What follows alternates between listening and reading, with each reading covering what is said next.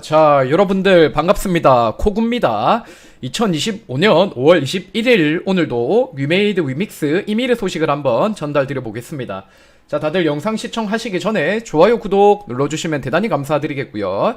매일같이 이미르 시드 후원으로 추천 질차수로 조회로 영상 시청으로 멤버십으로 도움 주시는 여러분들 대단히 감사드립니다. 자, 오늘 여러분들에게 설명드리려고 하는 내용은 위믹스가 키사 인증 보안 컨설팅 업체로부터 추가 점검을 받았다라고 하는데 이 내용을 한번 살펴보도록 할 것이고요. 자, 그리고 빗썸이 지난번에 위믹스를 거래지원 종료할 때 어떤 이유를 들었는지를 근간으로 해서 이 상패가 투자자 입장에서 왜 부당하다고 생각을 하는지 좀 추가 말씀을 드려보도록 하겠습니다. 자, 그리고 이번에 업비트에서 만트라 코인을 상장한다고 하거든요.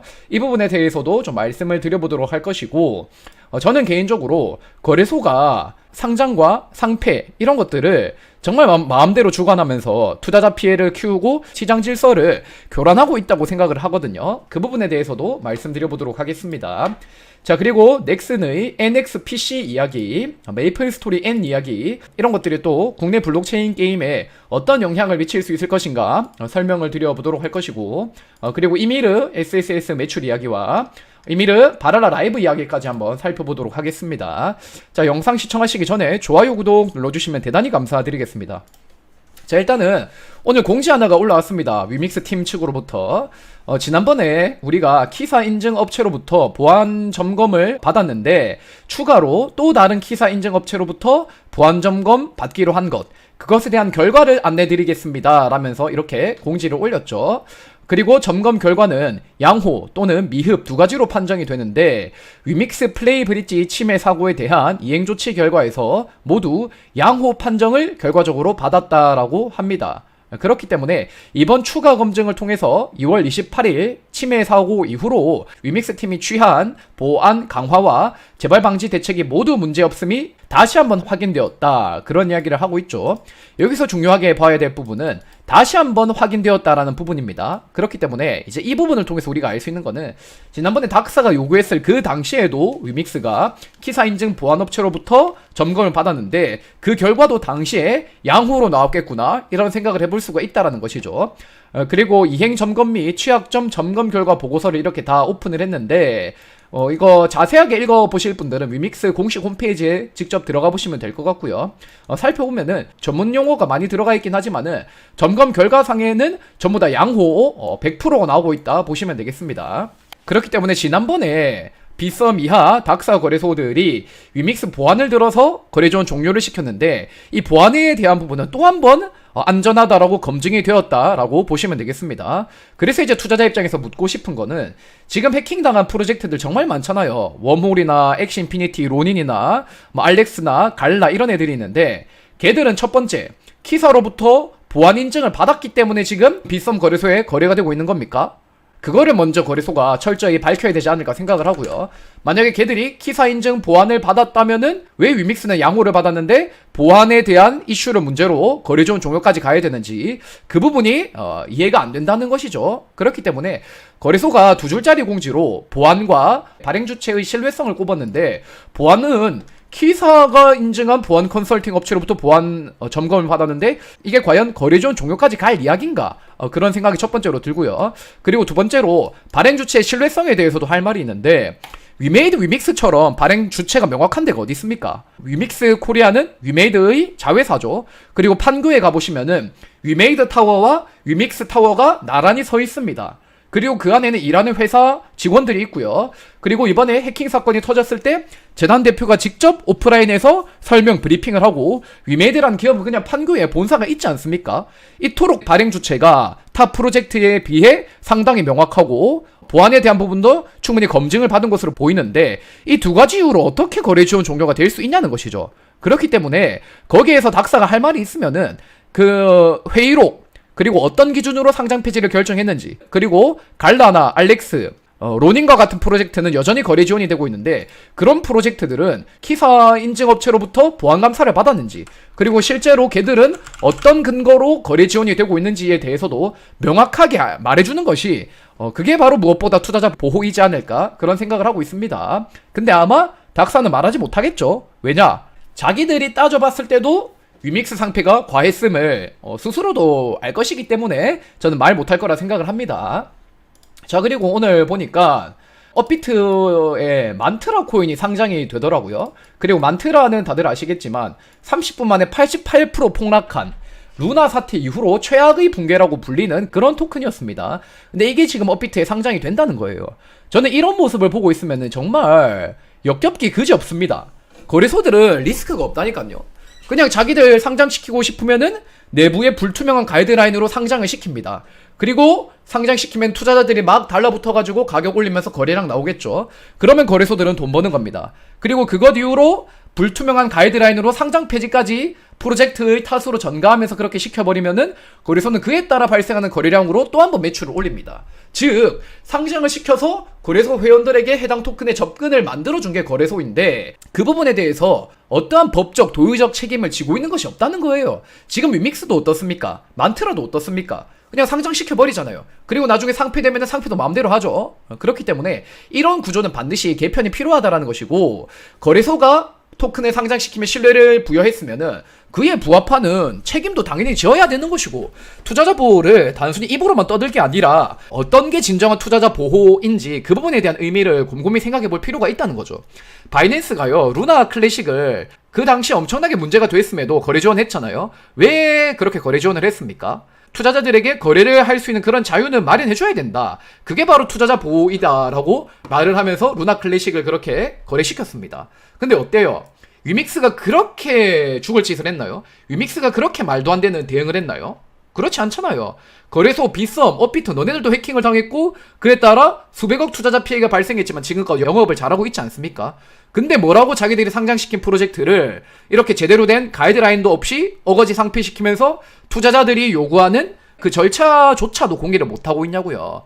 이거는 분명히 문제가 있는 부분이고요. 그렇기 때문에 개인적으로 이번 금요일에 가처분이 또 인용되기를 정말로 바라는 마음이지만 인용되지 않더라도 본안 가서 철저히 따져서 여기에서 거래소들이 횡포와 행패를 막아야 된다. 개인적으로 그렇게 생각을 하고 있습니다. 자, 그리고 이런 일을 하고 있기 때문에 사실 지금 뭐 닥사의 존재 이유에 대한 의문이 많이 나오고 있죠. 국회 과반을 차지하는 민주당이 가상자산 관련된 다양한 가능성을 타진하는 상황에서 닥사 문제에 민주당이 적극적인 개입에 나설 수도 있다는 말이 나오고 있다.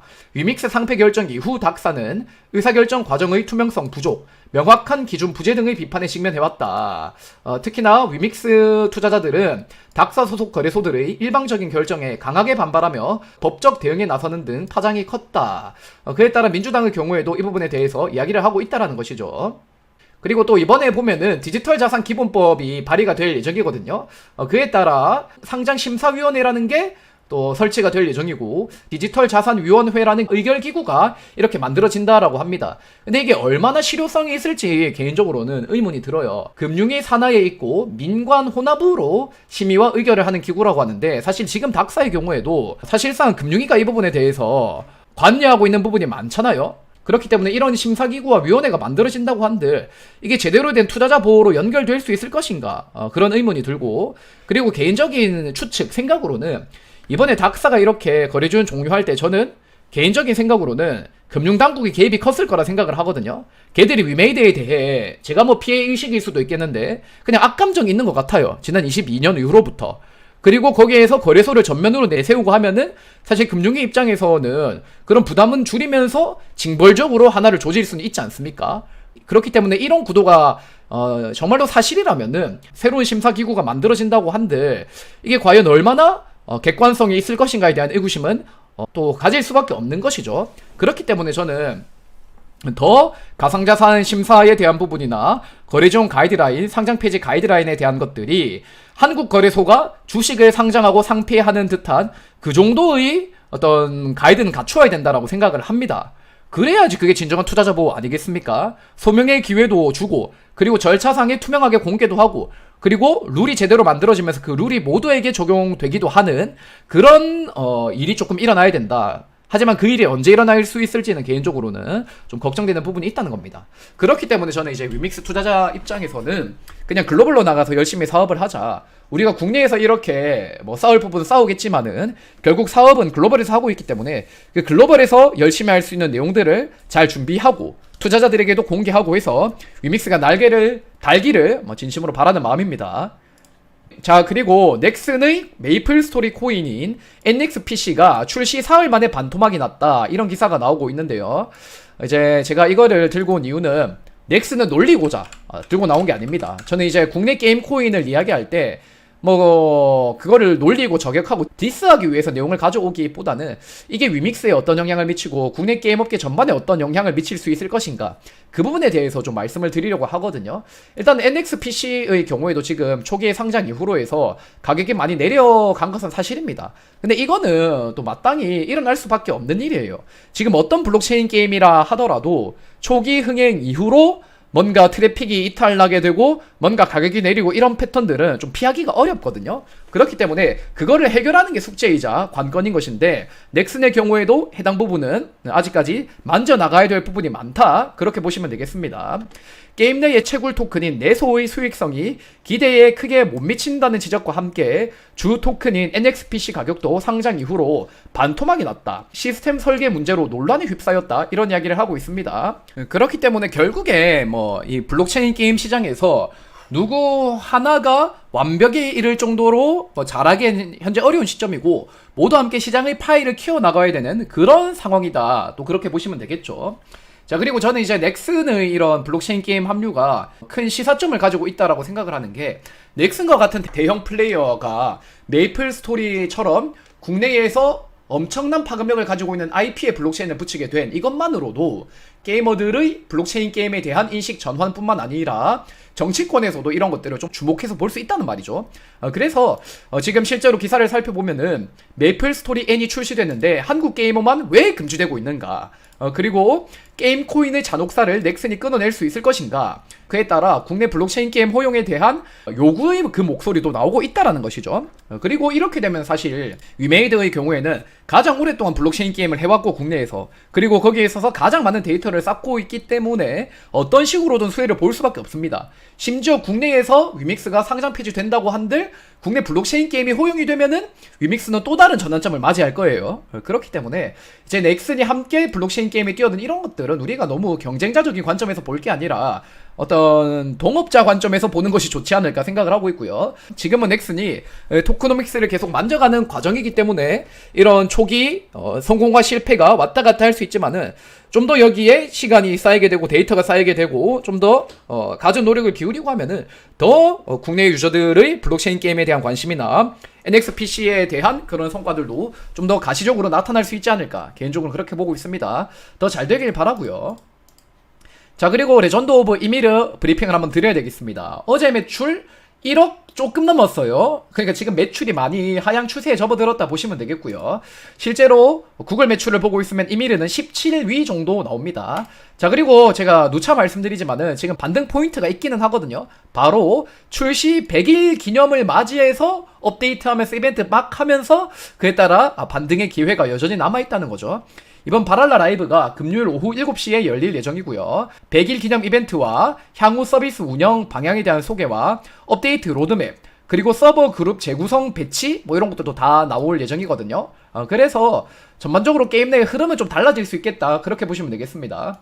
그리고 이번에 바랄라 라이브 이런 관련 배너를 보고 있으면 사실 여기서 어떤 내용이 나올지 좀 추측이 되는 부분이 있습니다. 크게 두 가지 포인트인데요. 첫 번째는 요거 시드 모양이고, 두 번째는 이 그림자 져 있는 이 캐릭터 모양입니다. 일단은 시드 같은 경우에는 다들 아시다시피 이거는 SSS를 의미해요. SSS 저쪽에 확대해 보시면 아시겠지만 손바닥이 시드를 들고 있는 모양이거든요. 마찬가지로 이번에 바랄라 라이브 특별편에도 요런 로고가 들어가 있잖아요. 그렇기 때문에 뭔가 이제 바랄라 라이브에서 이 SSS에 대한 새로운 내용이 공유될 가능성이 높지 않을까, 그런 생각이 또 들고요.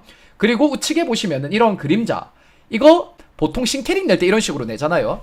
그리고 지난번에 이제 바랄라 라이브에서 이야기했던 것 중에 하나가 신직업에 대한 이야기를 한 부분이 있거든요. 넌지시. 그렇기 때문에 이번에 여기 100일 기념 이벤트 맞이해서 업데이트 로드맵을 발표할 때 신직업까지 공개될 가능성이 높지 않을까. 그리고 신직업 공개하면서 신썸 내면서 100일 기념 이벤트 하면서 흐름 확 가져와 버리면은 요거는 또 거세게 반등할 가능성이 있거든요.